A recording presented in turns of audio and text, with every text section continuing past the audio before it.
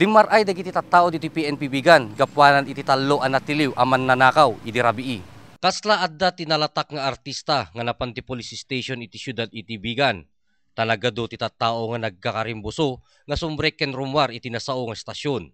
Kemsan met gayam nga artista tinapan kitain dagiti tattao no diket napanda nagreklamo gapo ta nabiktimada dagiti tallo nga natiliw nga mangingibrong wenno man nanakaw. Dagiti natiliw nga sospek ket agnagan ti Raimundo Canay, 27 ti tawen na. Ken isu iti driver, Rolly Casigan, 22 ti tawen na. Randy Pekeng, 21 ti tawen na. Nga taga La Trinidad Benguet, nakataraymet ni Jack Macbas, ken mesa pay nga kadwada.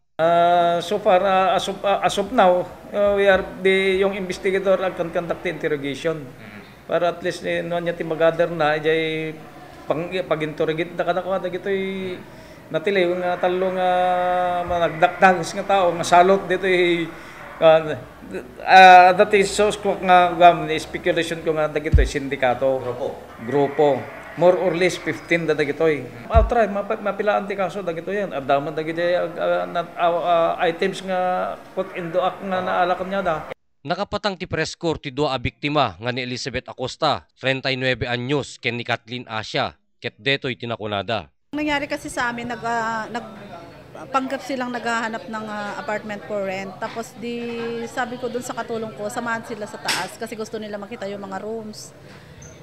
Tapos kasi siguro palagay ko, mayroon yatang pinaamoy sa amin or na-hypnotize. Parang totoo yata yung kasabihan na may hypnotize. Kasi nagre-resist yung utak ko pero hindi ako makakilos. Ang nakuha nila sa amin, wallet ko, ang cash is more or less mga 18,000 cash. Then mga IDs, mga lisensya ko sa baril at saka sa pagmamaneho. Tapos 6 na ATM card at saka 2 credit card. Ang lahas is more or less mga worth 100,000. Naging internet nakpengamin ti agalas 12. Dukan nagida dukan nakapuot dagitoy kabalay ko ti parbangon ti alas 4 awan DJ laptopin. Ni P1 Abraham Banwa Jr. ken ni P1 Bernardo Ilacad Jr. tinakatiliw dagiti sospek aman nanakaw. Habang agtamtambay kami jay kwarwar jay ruar ti hospital.